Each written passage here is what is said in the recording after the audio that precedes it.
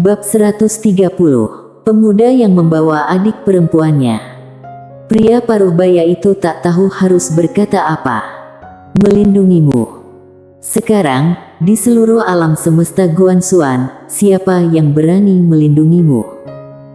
Karena itu sama saja dengan menentang Akademi Guanxuan. Sekelompok prajurit bayaran itu langsung pergi, tanpa meragu sedikit pun.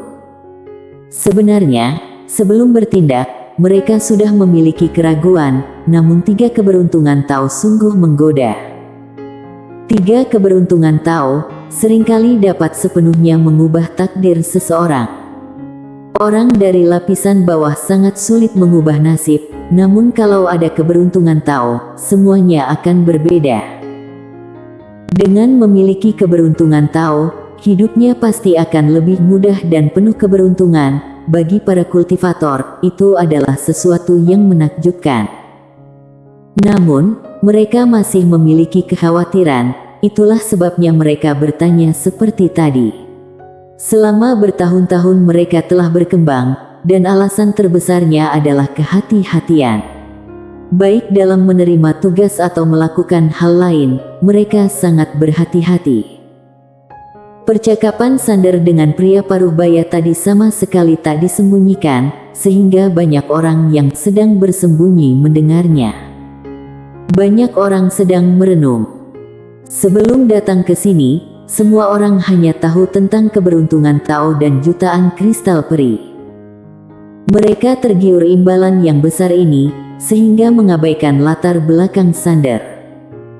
Pada hari pertempuran Akademi Guanxuan, orang di belakang Sander berhasil membantai ribuan master hebat. Yang lebih penting, semua orang mengabaikan satu hal, yaitu Sander mengalahkan orang dari 5 dimensi itu. Dan membunuh Tao Langit. Mana mungkin orang di belakang jenius seperti itu merupakan orang biasa. Harus diketahui, saat itu ranah Sander jauh lebih rendah daripada lawannya. Meski kemenangan satu kali tak bisa mewakili apa-apa, itu sudah cukup membuktikan betapa mengerikannya Sander. Apalagi, ada seorang kaisar pedang agung yang mendukung Sander. Siapapun yang membunuh Sander, harus bersiap-siap menerima balas dendam dari orang di belakangnya. Kultivator pedang wanita itu bahkan berani membantai keluarga An. Berpikir sampai di sini, banyak orang sadar. Imbalan sangat menarik, namun harus memiliki nyawa untuk menghabiskannya. Kecuali, kekuatan mereka dapat menahan balasan dari seorang kaisar pedang agung. Beberapa orang memutuskan untuk pergi, tak ingin lagi ikut campur dalam masalah ini. Di kejauhan, Sander dan Aurora melanjutkan perjalanan. Sander berdiri di atas kapal, ia perlahan menutup matanya. Negara Ki. Lah tahu, kata-katanya tadi pasti dapat menakut-nakuti beberapa orang. Dan yang berani menyerang selanjutnya pasti adalah keluarga elit atau para master dari Akademi Guanxuan. Sander mengepalkan kedua tangannya perlahan, ia sudah membuat rencana terburuk. Aurora mendekati Sander, semuanya akan baik-baik saja, asalkan kita sampai di negara Ki. Master pedang dunia pasti akan memberikan keadilan untuk kita. Sander mengangguk, semoga begitu. Aurora tersenyum, namun tak mengatakan apa-apa lagi. 3 hari berlalu. Tak ada yang berani menyerang. Aurora memandang ke kejauhan, di depan adalah wilayah bintang negara Ki. Begitu masuk ke wilayah bintang, paling lama 2 hari, mereka akan tiba di Akademi Guanxuan negara Ki. 2 hari terakhir. Sander menatap Aurora, sementara pihak lawan memutar matanya, kau mau mengusirku lagi? Sander diam. Aurora merapikan rambutnya, tenang saja. Kalau lawan terlalu kuat, aku pasti akan kabur lebih dulu. Kita tak ada hubungan darah, aku tak akan mati bersamamu. Sander berkata dengan serius, kalau ada bahaya, pastikan untuk pergi terlebih dahulu. Paham. Sander mengangguk dan tak berbicara lagi. Tak lama kemudian, kapal mereka perlahan masuk ke wilayah bintang. Sekitar 100 meter di depan kapal mereka, retak ruang tiba-tiba muncul, dan seorang pria tua berjubah hitam serta dua master berbaju hitam muncul perlahan. Di dada kiri pria tua berjubah hitam ada sebuah lencana dengan kata penegak hukum. Penegak hukum. Di tempat tersembunyi, ada yang terkejut. Penegak hukum Akademi Guanxuan telah tiba.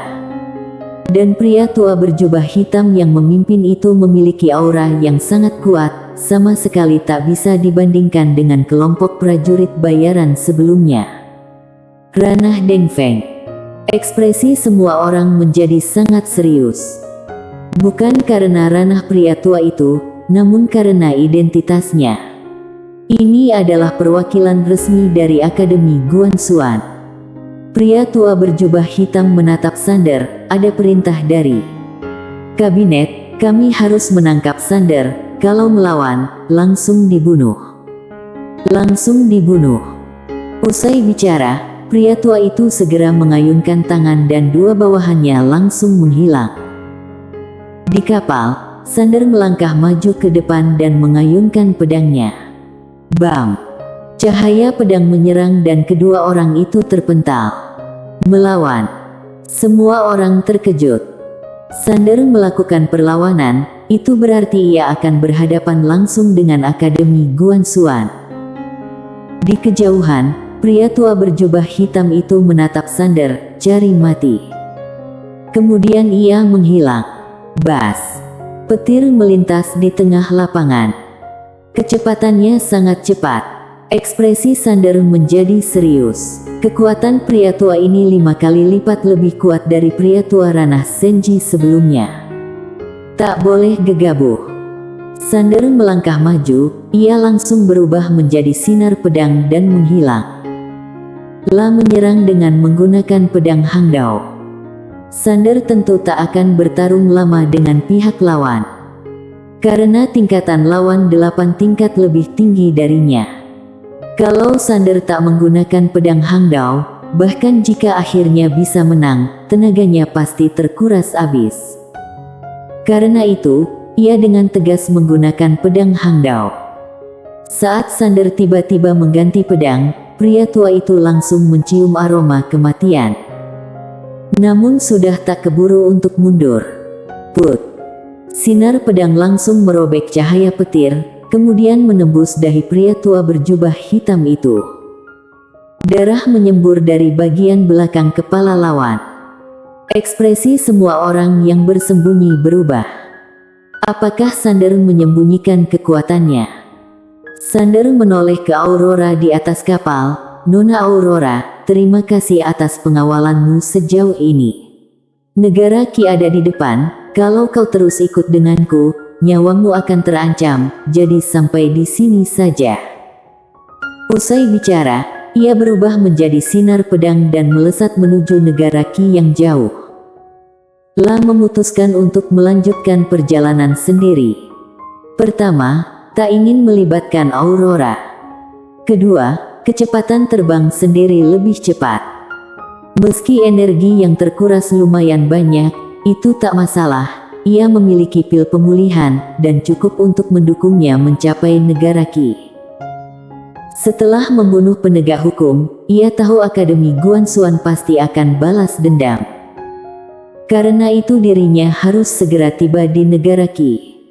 Hanya Master Pedang Dunia yang bisa memberinya keadilan.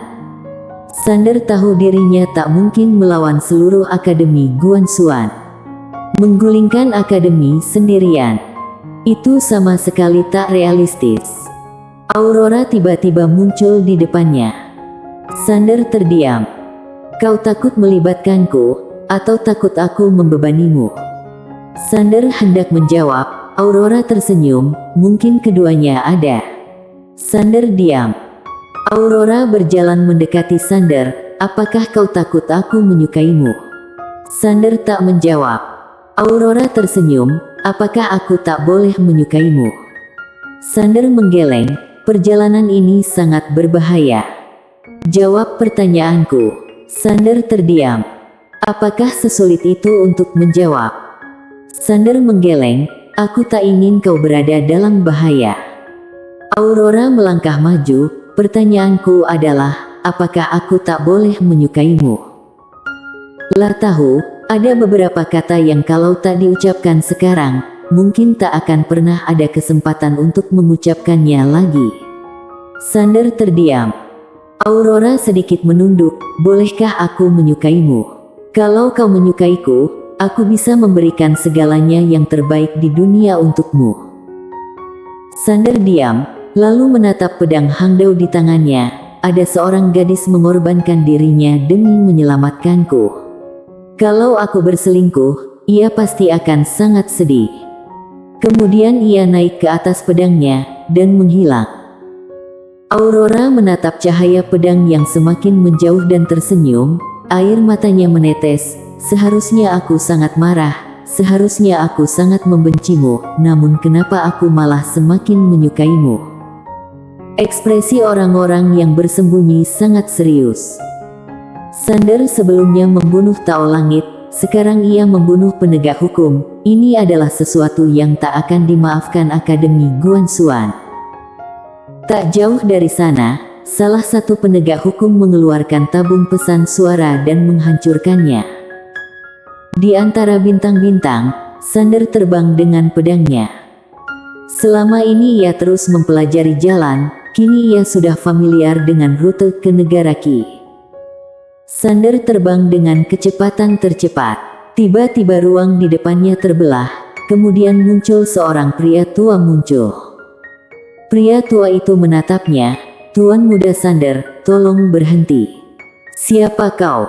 Pria tua itu berkata, "Aku adalah pelindung wilayah bintang negara Qi."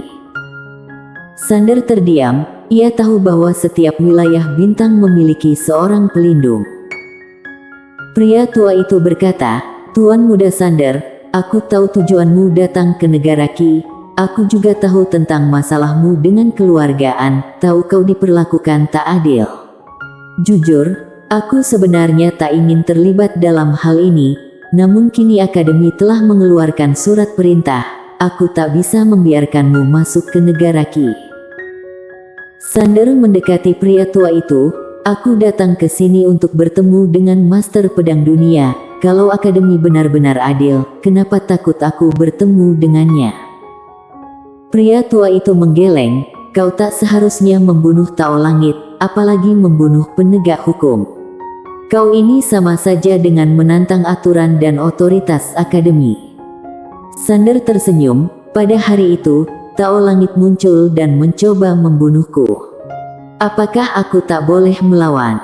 Kini, semua orang hanya tahu bahwa aku telah membunuh Tao Langit dan penegak hukum. Namun siapa yang ingat tindakan keluargaan dan klan Naga Langit terhadapku?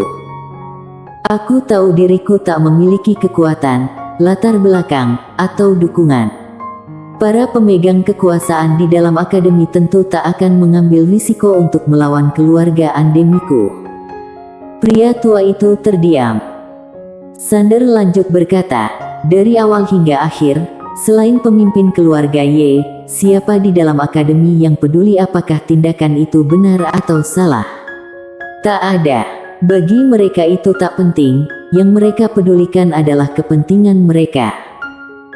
Kalau Akademi benar adil, kenapa mereka menghalangiku untuk menemui Master Pedang Dunia? Apa yang mereka takutkan?" Pria tua itu mendesah, "Tuan muda Sander, aku hanyalah seorang pekerja biasa, maaf aku tak bisa berkomentar mengenai hal ini. Senior, aku tahu kau bukan orang jahat, minggirlah, aku tak ingin membunuhmu." Pria tua itu berpikir sejenak, "Bolehkah aku mengeluarkan satu jurus, dengan demikian aku bisa dianggap sudah melakukan pekerjaanku?" Sander mengangguk, "Tentu." Kemudian Sander menghilang. Pria tua juga menghilang. Boom! Terdengar suara ledakan, kemudian pria tua itu terpental. Sementara Sander langsung berubah menjadi sinar pedang dan menghilang. Pria tua itu menatap sinar pedang di bawahnya, dan mendesah, "Sungguh disayangkan. Sekarang Gunung Changlan, adalah gunung terkenal di negara Qi, karena disinilah Akademi Guanxuan berdiri. Apalagi Master Pedang Dunia pernah belajar di sini. Namun, sebagian besar murid saat ini mungkin tak tahu bahwa sebelumnya ini bernama Akademi Changlan. Tentu saja, itu adalah masa lalu. Mungkin, kala itu, pemuda yang membawa adik perempuannya ke sini mencari perlindungan tak pernah membayangkan bahwa suatu hari nanti, keturunannya juga akan datang ke sini dengan cara seperti ini. Bersambung.